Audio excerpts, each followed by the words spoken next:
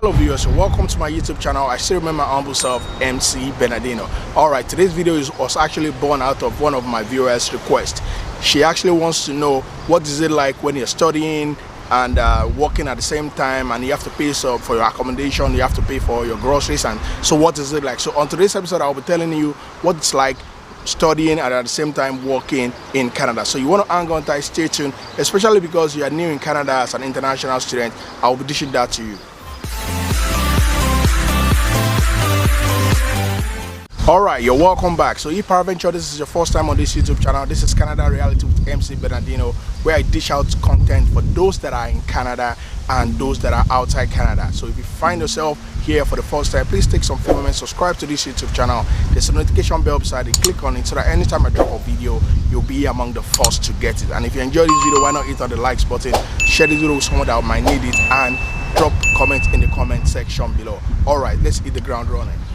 Alright, so first thing first, as an international student that was studying in Canada, the first thing I would like to tell you is that as an international student, Canada is a new terrain. Like for myself, when I came in here in 2014 January, it was a new terrain for me. So I had the problem of learning the Canadian culture, acclimatizing into the environment of Canada, because that was the first time I actually traveled to Canada. So it was a little bit difficult for me, but with the help of friends in my class then in Humber College, I was it was easy for me to integrate into the class. So what I'm trying to say is, as an international student, the first thing you have concern about is blending into the Canada system, the Canada shock as the case is. So you have to acclimatize yourself into the Canada system. So that is something you will actually deal with first. So when I say Canada culture, I mean the way of life, the way things are done in Canada, the food, the lifestyle. So when we now go further into the classroom, you find it a little bit different to what you are used to. Like when I was back home in my country where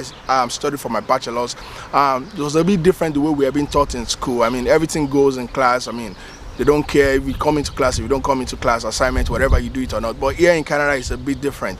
You are loaded with lots and tons of assignments, and you have to do it. I mean, when you're in class, when the lecturer says the time is the lecture time is 12 noon, just be sure that the lecture will commence by 12 noon. And if for any reason the class can't commence, you will be notified ahead of time. And there's something that is called a blackboard. The blackboard that I was used to back home was what we use.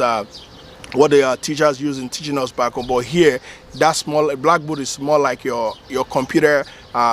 Your blackboard is like where you can get your courses, register for courses, see your assignment, submit your assignment online. So the blackboard is more like online here. So that is something again you have to get used to. So these are more what I mean by Canada culture, Canada different system that is quite different from where I came from as compared to Canada.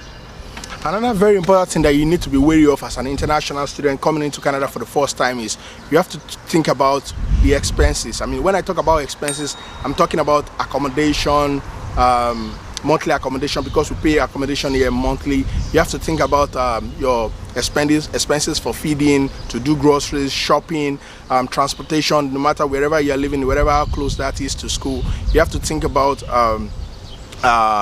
some other miscellaneous that you have to cater for. So those are very pivotal. Your phone bills is also included too. So these are other things that you need to think about. Like, so take for instance, if you are coming into Canada and you have a sponsor back home that is sponsoring you, or you have a lot of money that you brought with you when you came into Canada, that's fine. You will not really struggle. In my own case, I didn't really come with a lot of money. I had to like study, and at the same time I was working. With a little support from back home, I was able to augment things. So now it depends on you. So if you have a very, very buoyant account, I mean your sponsor is well grounded to support you to pay all those expenses, then it won't be hard for you. Then you'll be able to concentrate more into your studies. But if it is on the way around, you have to work by yourself. So that means that sometimes when you're done studying in school, you have to go outside to go and work. And don't forget that the limits as a student in Canada, you can only work for 20 hours in a week. So that's another balancing that you have to think about. So that is why it is more advisable, and that is why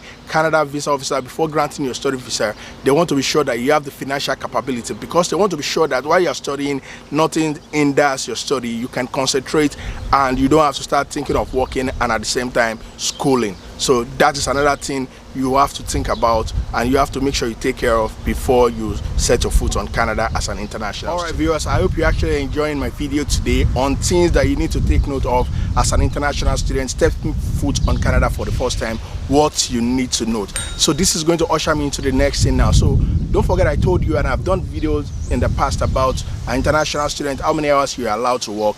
And just to buttress it once again, you can only work for 20 hours while studying as an international student, but when you're on break you can work for 40 hours. So if you are caught negating this rule, you can be actually punished severely, or you might even be sent back home as a deterrent. So you have to be very wary of that. So what I'm trying to say in essence is this: so as an international student, while you're in school, take for instance, you have a 1-year program, you're studying for your postgraduate whatever, and it's a 1-year program, you can only work for 20 hours in a week. So either you work on campus or you work off campus, either ways, but it can only be 20 hours in a week. And in Ontario here, the minimum wage is within $14 to $15, I mean thereabout. So multiply that by 20, that is how much you can get in a week, I mean while working and studying. But when you're on break, take for instance, you're on your first semester break, you can do 40 hours, or you can even do more, do overtime as the case permits. So by so doing, they are trying to make sure that you focus more on your study and you don't be so much reliant on working, and that's why they actually put that rule. So that's something you have to be wary of. In my own case, I mean, I told you earlier on that, I mean, I didn't really come with a lot of money, but I was able to balance this, and that was why I said I didn't rule out the financial support that I got from my parents, my family, my friends back home, and I was able to rationalize everything I had just to make sure I balance my study with my work life, just to make sure that, I mean, I can do my groceries, pay my accommodation, pay my phone bills, and do my shopping and the rest of it. So that's something, again, you have to be very you have to put into cognizance before you start your foot in Canada as an international student. Alright viewers, I hope you actually enjoyed the video that I brought for you today. If you enjoyed it, please smash on the likes button. If you haven't subscribed, please take some few moments, it's free. I mean, it costs you nothing. Please just take some time for subscribe to this YouTube channel, hit on the notification so that anytime I drop a video, you will be notified. And if you have any question, anything regarding this international student, any concern you have, feel free to drop it in the comment section below. I will do justice to your question by answering it. So something, again, I need very salient point I need to tell you again, as an international student coming into Canada, that you have to be wary of. I was wary of it when I came into Canada. It is whether your postgraduate work permit that you'll be securing after your study. Once again, I've done video on this. I will just be reiterating on it again. As an international student studying in Canada, if you're studying for a 1-year program, you are entitled to a 1-year postgraduate work permit. So meaning that, take for instance, that if you're studying project management, which is a 1-year course, when you're done studying, you can apply for your postgraduate work permit, but you'll be rest assured that you only get 1-year postgraduate work permit, because your program lasts for 1 year. Even if it lasts for 8 months, it is considered 1 year. But if you do any program that is 2 or more years, take for instance 2 years, 3 years, 4 years, a bachelor's of 4 years, you are entitled to a 3 years postgraduate work permit, which is more time. In my own case, I did project management, and just because I said I didn't come in with a lot of money, I never had the opportunity of doing the second program, which entitles me to 3 years. So after my project management, which was 1 year, I just collected my postgraduate work permit. It is dangerous because you have to get a job right away. In my own case, I was favored, I got a job, but I don't want to advise that. So if you are financially competent, you are financially capable, I would suggest you do a 2 years program, because that will give you a lot of headache. Doing a 1-year program and thinking about the 1 year and you have to get a job on time, it will actually disorganize or disorientate you. So I would suggest, if you have the financial capability, you do 2 or more years program, so that gives you more time to like get work permit, and you can further from there apply for your work permanent resident. Don't forget that within the 3 years of your work permit, you only need to work for 1 year minimum in order for you to apply for your postgraduate, to apply for your permanent resident. So you will agree with me that doing a 2 or more years program gives you 3 years postgraduate work permit, which allows you to take your time to find a reputable job through which you can use to file for your permanent resident. So that is another very cogent point that you need to note as an international student coming into Canada to study. All right, beautiful people, I've been able to lay the fact before you on what you need to be cognizant of as an international student coming into Canada, stepping your feet in Canada for the first time.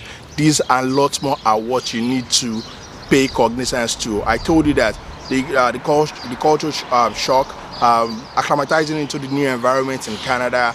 I told you about your finance. You need to be financially buoyant. I mean, that will help you to settle down very, very well. I mean, and also I told you about your postgraduate work permit. Either you're studying a 1-year program or you are doing 2 or more years program. In my own situation, I did 1, but I would advise you, if you have the financial capacity, do 2 or more years program, which will give you more time in terms of your work permit. Alright, so if you enjoyed this video, please once again smash on the likes button, subscribe if you haven't subscribed, drop any comments. I mean, what do you think about this 1-year postgraduate work permit and 3 years postgraduate work permit? What's your concern about that? What do you think about the financial aspect of coming to study in Canada? Anything you have doubt about, drop it in the comment section below. I will do justice to your question. Alright, till I come back to you again. And don't forget, I said, if you want me to help you create a profile for provincial nominee for express entry, you want me to help you to apply for your student visa, your visitor's visa, whatever you want me to apply for, reach out to me on my social media handles, my Instagram, my Twitter, my Facebook. Let's talk about it. I charge a minimal cost for that, but we can always find a way around it. Till I come back to you again with another very informative video on Canada Reality with MC Bernardino. Please stay out of trouble and don't forget that COVID-19 is real. Don't forget to please subscribe to this channel. Thank you.